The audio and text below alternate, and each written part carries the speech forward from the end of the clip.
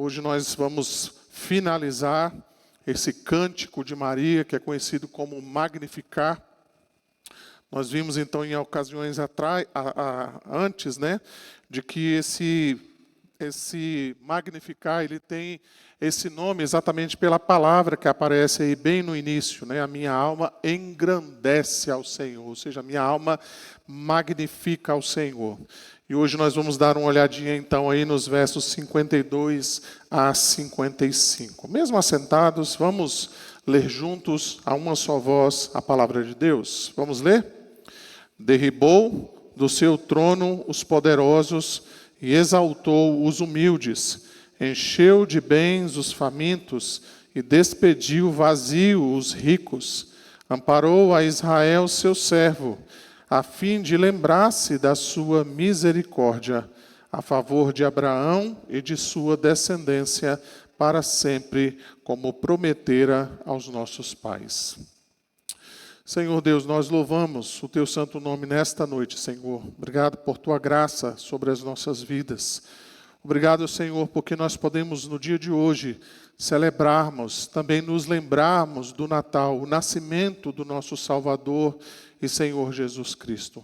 Obrigado, Senhor, porque isso só é possível porque o Teu Santo Espírito nos alcançou, nos transformou, abriu os nossos olhos e os nossos ouvidos, para que nós pudéssemos crer em Ti como nosso único e suficiente Salvador.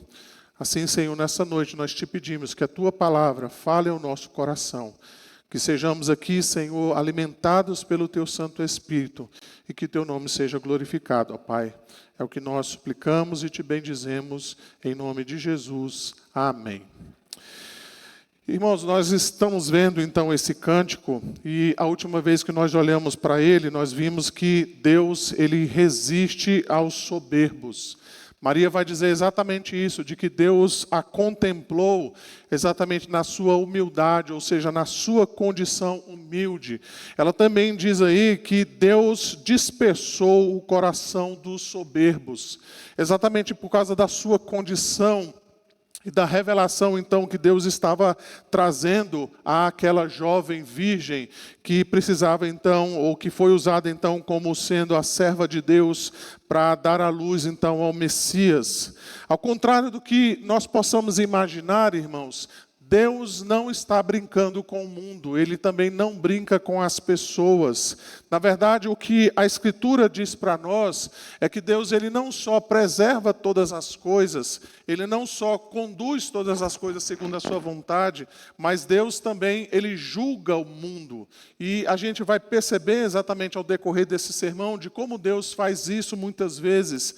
E eu espero que a gente possa compreender de maneira clara aquilo que Deus quer falar aos nossos corações. Então percebam, nós falamos muito do juízo de Deus na consumação dos séculos, mas nós deparamos com o juízo de Deus dia após dia na nossa vida. E é isso então que nós vamos perceber no texto dessa noite.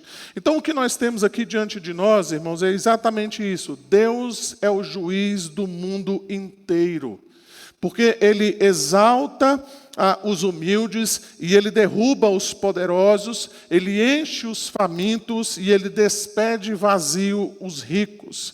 Notem que Maria, ela não estava pensando apenas na sua experiência pessoal, como ela diz aí no verso 49, de que o poderoso fez grandes coisas em favor dela, mas nós vamos perceber que ela também está falando do mundo inteiro, da experiência de cada um de nós, que certamente a gente tem isso na nossa vida hoje. Sendo Deus, então, o juiz do mundo inteiro, nós vamos ver como Maria descreve a sua ação, não só em relação a ela, como eu acabei de dizer, mas como Deus faz certamente isso na nossa experiência humana, de modo geral. Em outras palavras, irmãos, o que Maria diz aqui é que aquilo que aconteceu com ela, certamente, se é que já não aconteceu, acontece também conosco. A experiência exatamente de Deus julgar as coisas segundo o seu querer, segundo a sua vontade.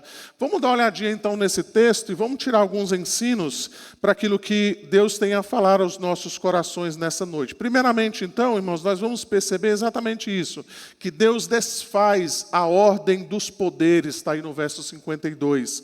Ele vai dizer, derrubou derribou do seu trono os poderosos e exaltou os humildes. Talvez você se pergunte por que Deus faz isso? Por que Deus derruba os poderosos? Exatamente, irmãos, porque os poderosos, embora foram dados a eles essas competências, esses poderes, eles deveriam então continuar humildes, sabendo que eles só estão naquela posição, ou eles só ocupam aquele lugar, exatamente porque Deus os colocou ali. Eles não têm só uma obrigação moral, no sentido de prestar um tipo de serviço àqueles que estão debaixo dos seus cuidados, mas, sobretudo, eles devem prestar uma honra a Deus. Eles só estão naquela posição exatamente porque Deus os colocou ali. Mas o que nós vamos perceber na vida prática é que alguns desses poderosos, eles exageram e eles se envolvem em todo tipo de tirania e crueldade. Grande parte desses poderosos, então, se tornam cegos por causa da sua ambição. Eles se colocam acima de qualquer tipo de limitação humana. Muitos se tornam pessoas depravadas em suas luxúrias e nos seus prazeres, sem falar naqueles poderosos que certamente se acham acima da lei. E é por isso, então, que Maria descreve o motivo pelo qual deve intervir Deus nessas situações. Exatamente para tirar deles esse poder. Deus está exatamente fazendo isso, exercitando o seu juízo. Embora muitas vezes a gente não compreenda isso, não é verdade? A gente não entende muito bem por que Deus faz essas coisas, mas o que Maria descreve aqui é que à medida então que esses poderosos vão se tornando cada vez mais ambiciosos, cabe a Deus então julgá-los e tirá-los dos seus tronos. Se esses poderosos então soubessem, ou se eles tivessem de fato buscado a Deus, certamente Deus então daria a eles esse fundamento seguro e duradouro. Porém, muitas vezes esses poderosos, eles inclusive se levantam contra Deus, ao invés de tremerem diante de Deus. E quanto maior então é a sua presunção, maior é a sua queda. Maior é a sua desgraça, maior então vai ser a derrubada deles do seu trono. Veja que essa explicação dada por Maria, ela é declarada também no Salmo 75. Se você quiser dar uma olhadinha lá, você vai encontrar no Salmo 75, os versos 4 e 7, ali o salmista falando algo semelhante ao que nós encontramos aqui.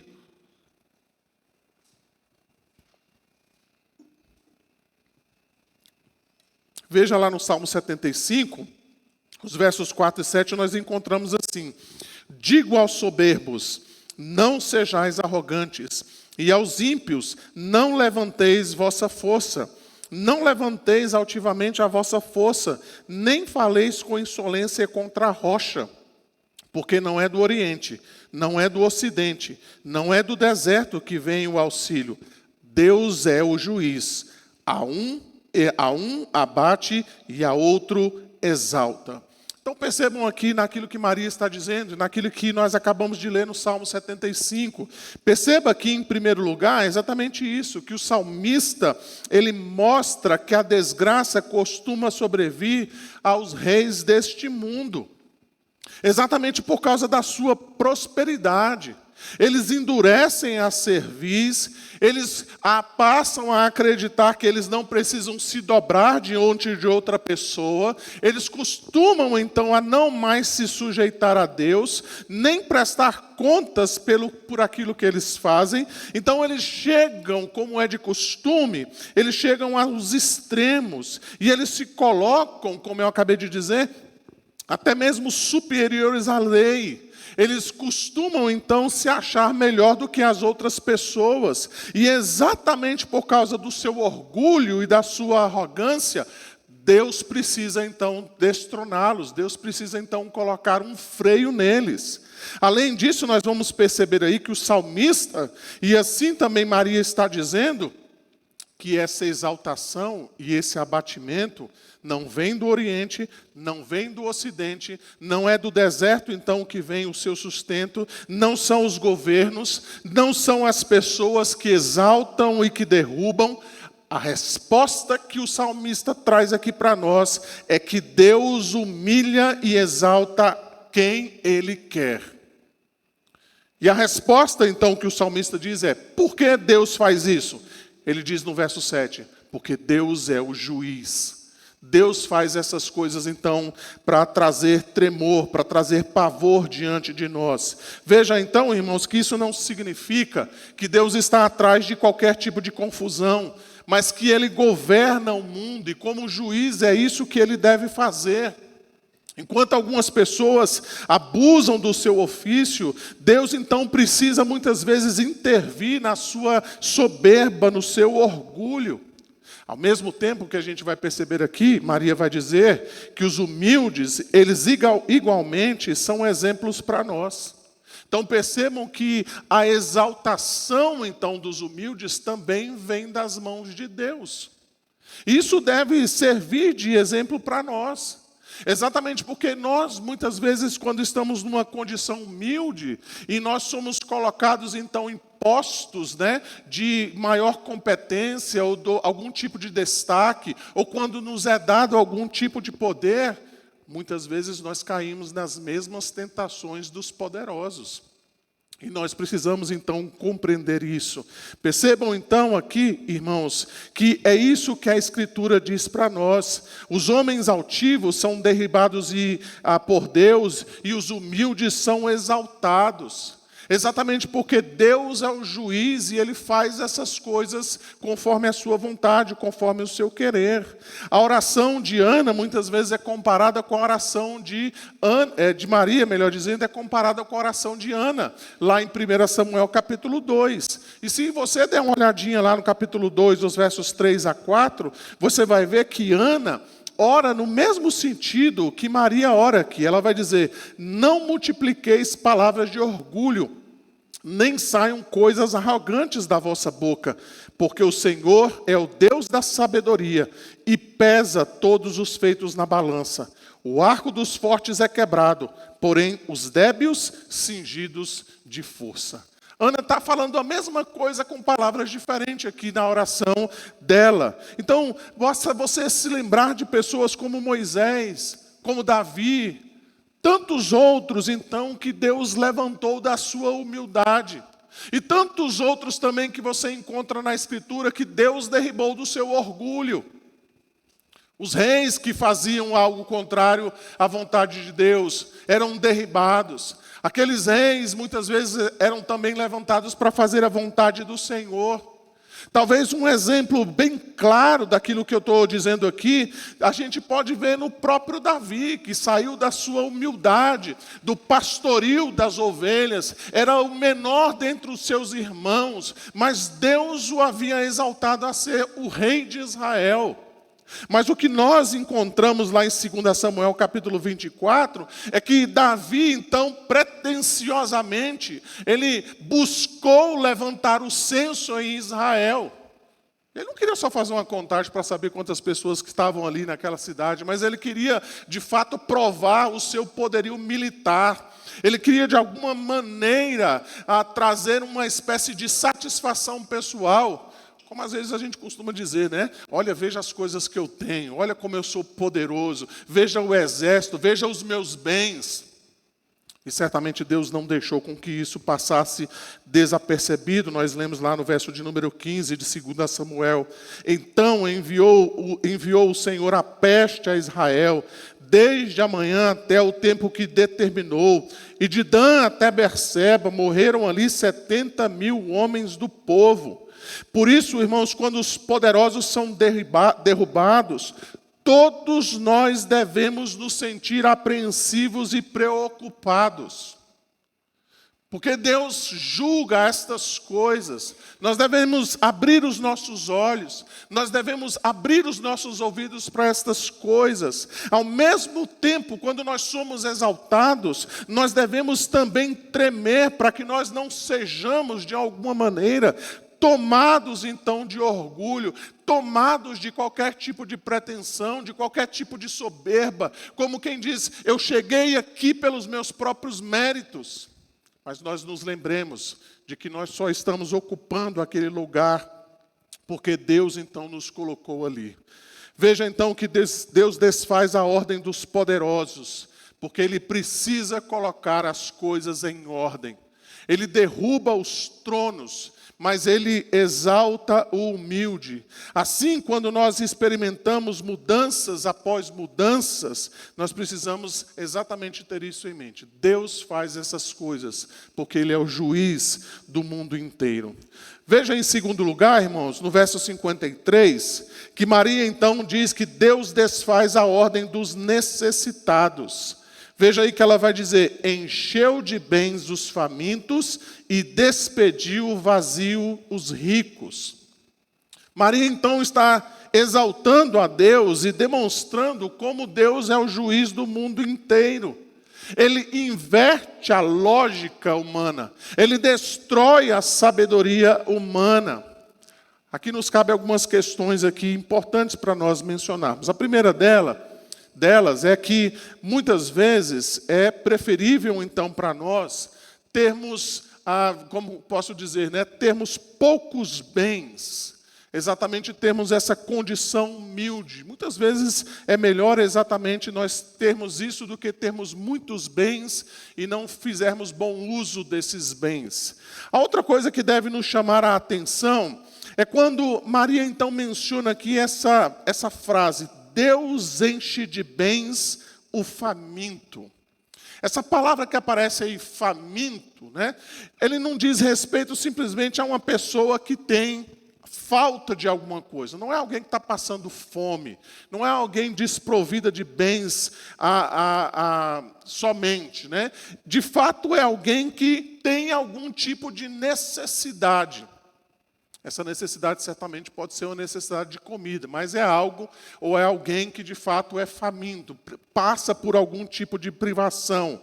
Mas deve nos chamar a atenção aqui que Maria está dizendo que este faminto, ao mesmo tempo, é alguém que busca em Deus o suprimento da sua necessidade. Veja então que diante disso, nós precisamos ter os nossos olhos abertos aqui para algumas questões importantes. Então, primeiramente, dentro disso, o que Maria está nos ensinando é que, ainda que nós não tenhamos nada, Deus é suficientemente rico em nos sustentar. Maria está dizendo, embora o faminto não tenha bens, Deus é suficientemente rico para sustentar essa pessoa. Veja então o ensino que é colocado aqui diante de nós. Por mais que nós tenhamos riqueza neste mundo, por mais que as nossas despensas estejam lotadas, por mais que a nossa conta bancária esteja abarrotada, Deus é o maior bem que nós possuímos e é tudo aquilo que eu necessito para a minha real felicidade e prazer. Maria nos lembra, por exemplo, do Salmo 37, quando ela diz, mais vale o pouco do justo que a abundância de muitos ímpios. Maria nos faz lembrar, por exemplo, do Salmo 16, especialmente os versos 2, 5 e 6, quando lá o salmista diz assim, digo ao Senhor, tu és o meu Senhor, outro bem não possuo, senão somente a ti. Os versos 5 e 6 vão dizer, o Senhor é a porção da minha herança e o meu cálice. Tu és o arrimo da minha sorte. Caem as divisas em lugares amenos, e muito linda é a minha herança. Então Maria está nos ensinando exatamente isso, de que o verdadeiro bem que nós devemos ter, o que nós devemos buscar, é o Senhor. É assim que fazem os famintos. Em segundo lugar, o que a gente aprende aqui com essa expressão é que Maria quer nos ensinar que nós devemos voltar a Deus em cada circunstância. E nós não nos tornemos endurecidos quando nos faltarem aquilo que nós precisamos. Isso nos faz recordar do Salmo 147, 9. Deus dá o alimento aos animais e aos filhos dos corvos quando clamam. Se Deus faz isso com animais, certamente Deus fará muito mais aos seus próprios filhos. Aqui nós nos lembramos das palavras do próprio Senhor Jesus Cristo. Qual dentre vós é o pai que, se o filho pedir pão, lhe dará uma pedra? Ou se lhe pedir um peixe, lhe dará em lugar do peixe uma cobra? Ou se lhe pedir um ovo, lhe dará um escorpião? Ora, se vós que sois maus, sabeis dar boas dádivas aos vossos filhos, quanto mais o Pai Celestial dará o Espírito Santo àqueles que vos pedirem. Então notem aqui que este faminto é alguém que clama diante de Deus, que suplica a misericórdia de Deus. Maria então está nos ensinando aqui, irmãos, algo que muitas vezes a gente não se apercebe. Que famintos, muitas vezes, podem ser orgulhosos. O que é um faminto orgulhoso? É diferente do que ela está dizendo aqui. O faminto e orgulhoso é aquele que sabe da sua necessidade, ele sabe que precisa de ajuda, ele sabe que precisa recorrer a alguém, e ele não faz isso, e, sobretudo, ele não busca a ajuda de Deus. Esse não é o faminto que Maria está dizendo aqui. Este não é o faminto que Deus vai suprir. O faminto que Deus vai suprir é exatamente aquele que busca essa ajuda de Deus, esse socorro de Deus. Então, irmãos, o que Maria está nos ensinando é exatamente isso, que isso não deve acontecer conosco. Embora muitas vezes nós passemos por privações, ou até mesmo nós passamos por algum tipo de necessidade ou pobreza, nós precisamos, de fato, encontrar em Deus aquilo que nós precisamos, porque Deus vai saciar os famintos. Por outro lado, o que Maria está dizendo aqui é que a prosperidade, muitas vezes, levam outras pessoas a se entregarem à ostentação e à extravagância. É isso que nós vemos entre os ricos. Eles fazem de tudo para amontoar os seus bens, eles procuram reconhecimento e eles confiam muitas vezes nas suas posses. Os ricos, na sua grande maioria, eles têm um desejo cada vez maior de possuir. Eles ficam com raiva quando os seus desejos não são atendidos. Eles não pensam apenas naquilo que eles possuem, mas eles querem de fato segurar tudo aquilo que eles possuem. Durante toda a vida, mesmo pessoas ricas não conseguem ser verdadeiramente felizes. E talvez você vai perguntar assim, ué, pastor, então quer dizer que a gente não pode ter bens? Não é isso que Maria está dizendo. Maria não está condenando ou está falando contra aquelas pessoas que possuem riquezas, mas que ao mesmo tempo estão satisfeitos e gratos a Deus, exatamente por causa da sua bênção generosa e por causa do seu cuidado. O que ela está dizendo aqui é a respeito daqueles que, embora tenham tudo, embora tenham os seus bens, mais e mais, então eles se agonizam para possuírem mais bens ainda. E algumas vezes, inclusive, oprimindo os pobres e também os necessitados. Por isso, irmãos, muitas vezes o que Deus faz é exatamente isso. Ele traz esterilidade em alguns lugares. Ele traz pobreza. Ele traz cativeiro. Ele muitas vezes lança fome. Ele lança dor. Ele lança todo tipo, então, de situações, exatamente para inverter, para desfazer, então, a ordem dos necessitados. E para provar que o rico, na sua riqueza, na verdade, não tem absolutamente nada. Mas que o faminto, na sua pobreza, é saciado por Deus. Finalmente, então, nós vamos perceber que Maria nos ensina aqui que Deus desfaz o desespero. Veja aí os versos 54 a 55. Ela vai dizer, amparou a Israel, seu servo, a fim de lembrar-se da sua misericórdia, a favor de Abraão e de sua descendência para sempre, como prometera aos nossos pais. Veja então como Maria finaliza o seu cântico. Talvez ela poderia dizer consigo mesma, não é? Dizendo assim, olha, veja como eu estou com a razão. Veja como eu tenho, de fato, motivos para louvar a Deus. Porque Ele está, de fato, nos abençoando. E não só abençoando a mim mesma, mas Ele está fazendo de mim uma bem-aventurada, que será então proclamada em todas as nações. Veja então que Deus contemplou a minha humildade, o poderoso me fez grandes coisas. Agora então ela finaliza o seu cântico, mostrando novamente essa questão da redenção de Deus em favor do seu povo, ainda que ela tenha sido escolhida como esse instrumento. Veja o verso 54, ela vai dizer: amparou a Israel, seu servo, a fim de lembrar de sua misericórdia.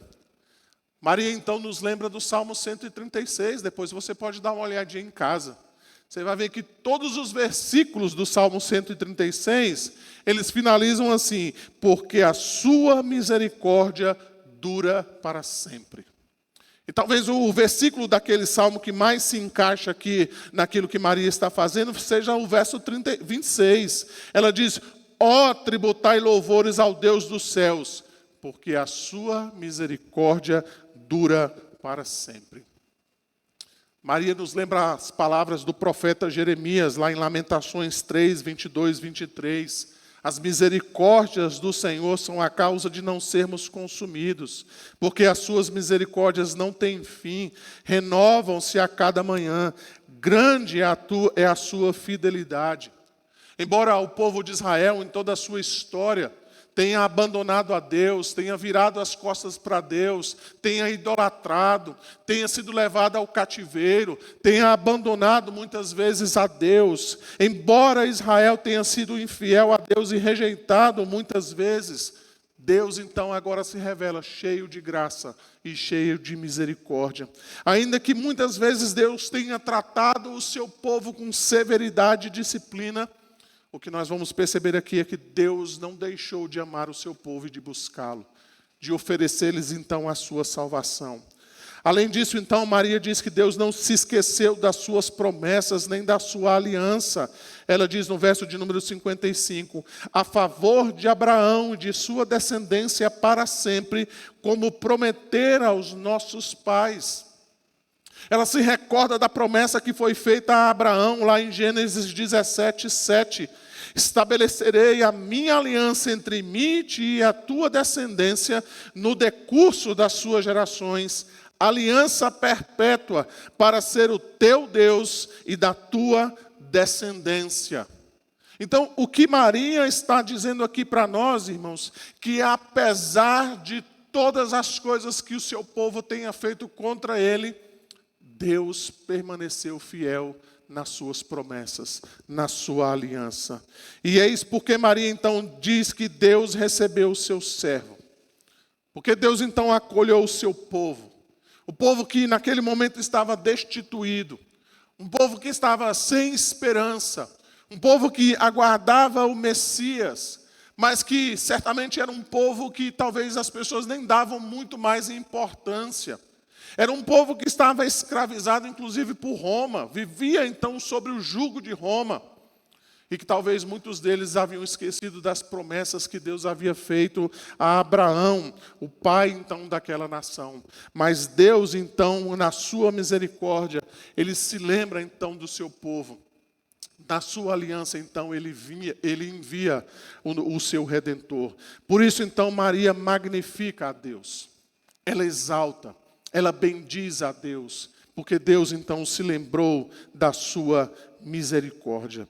Então notem, irmãos, que Maria nos faz retroceder a essa promessa que foi feita a Abraão, com o intuito exatamente de nos encorajar a esperar em Deus, de invocá-lo com confiança, de render louvores então pelas bênçãos que Deus nos concede, e aquelas então que ainda nós aguardamos. Maria então nos convida a nós descansarmos em Deus, porque Ele cumpre as suas promessas. Ele é fiel à sua aliança. Ainda que nós sejamos infiéis, ainda que nós deslizemos o nosso pé, ainda que a gente titubeie aqui e acolá, Deus permanece fiel, exatamente porque Ele cumpre as suas promessas. Dito isso então, irmãos, nós podemos concluir afirmando exatamente isso. Assim como no passado Deus socorreu a Israel tantas vezes, quando Israel estava na angústia, assim Deus também nos resgata, Deus nos consola através do Messias. Por isso, irmãos, nós não podemos ter dúvidas de que Deus é o nosso Pai.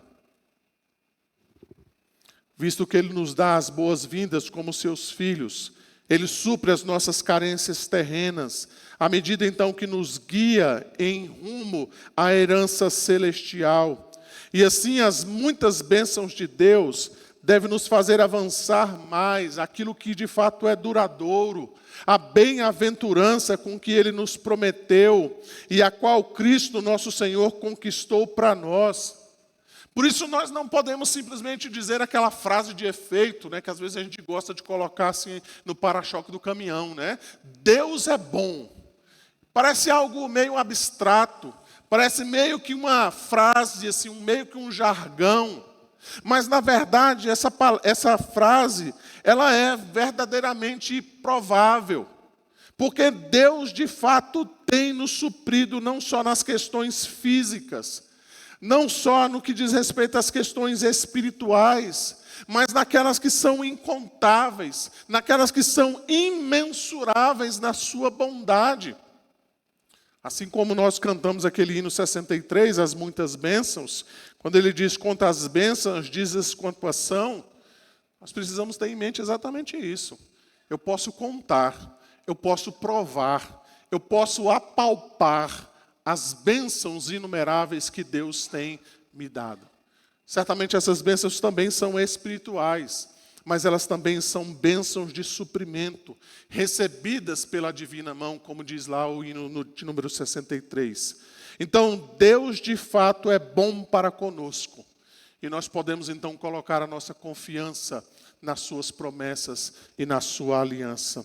Mesmo quando nós somos fracos, nós precisamos orar para que Deus nos fortaleça e nos dê da sua graça para que nós possamos perseverar, para que nós sejamos capacitados a vencer todos os obstáculos, todo o entrave que porventura o diabo põe em nosso caminho. Mas quando nós depositamos a nossa confiança em Deus e no testemunho então que Ele tem dado da sua bondade, a nossa fé então vai triunfar sobre todo e qualquer ataque do diabo, do inimigo e também do mundo, e que a gente pode de fato então vencer segundo a vontade de Deus.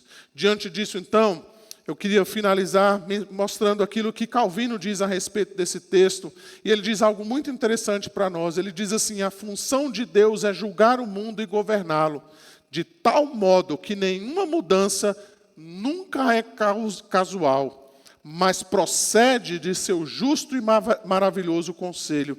Seu nome é para sempre santo.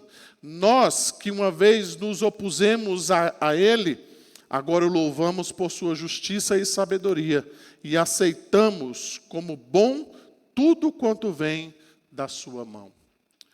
Diante disso, irmãos, eu gostaria de trazer alguns desafios para nós nessa noite. Eu sei que essa passagem, ela tem muito a nos ensinar sobre diversas coisas. Ela pode nos ensinar sobre o orgulho, ela pode nos ensinar sobre a humildade, ela pode nos ensinar sobre como Deus julga o mundo inteiro, e como Ele se compadece e Ele se lembra então da sua misericórdia.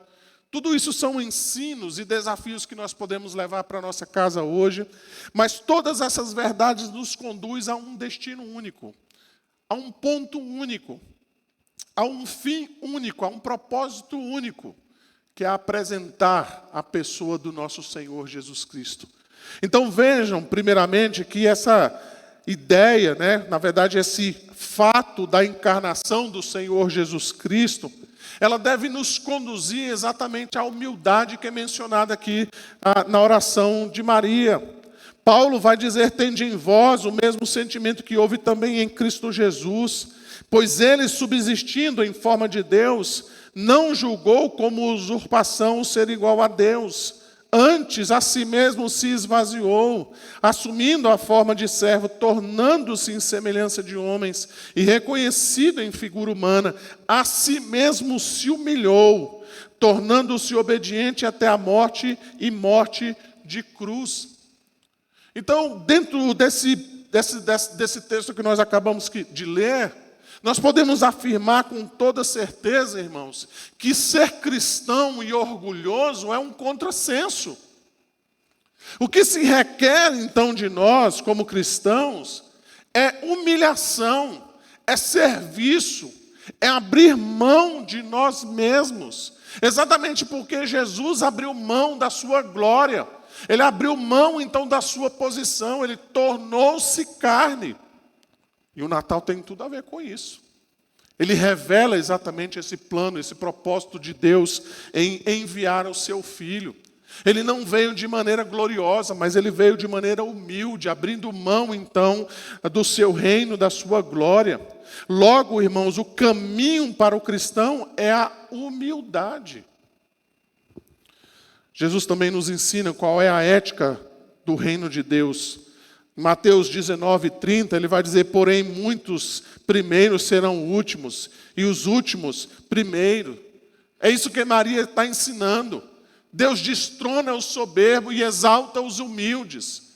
Ele usa, então, aquele de condição humilde, enquanto resiste aos soberbos. Aqui Jesus, então, está dizendo a mesma coisa. Ele está dizendo para nós que nós gostamos dos primeiros lugares, nós adoramos ser servidos, mas no reino de Deus não é assim.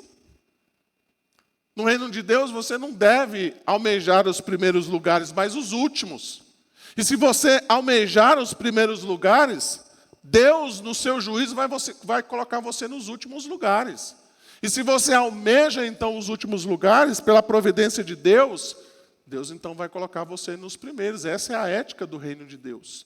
Ela não funciona como nós desejamos. Ela não funciona conforme nosso pensamento. Ela não obedece à ordem do mundo, em que os primeiros, então, são privilegiados. Na verdade, aqui, segundo Jesus, os últimos serão os primeiros. E os primeiros serão os últimos. Como foi dito hoje pela manhã na nossa assembleia, enquanto nós acharmos, então, que estamos aqui para sermos servidos, nós nunca teremos uma compreensão clara do que é ser um cristão verdadeiro.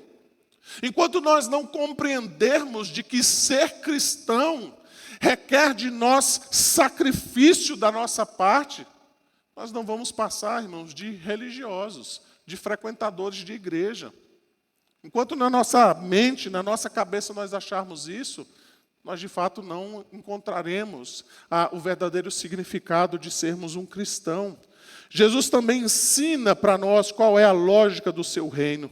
Em Mateus 10, os versos 42 a 45, ele vai dizer assim: sabeis que os que são considerados governadores dos povos têm sobre o seu domínio, e sobre eles os seus maiorais exercem autoridade. Mas entre vós não é assim. Pelo contrário, quem quiser tornar-se grande entre vós, será este o que vos sirva. E quem quiser ser o primeiro entre vós, será servo de todos.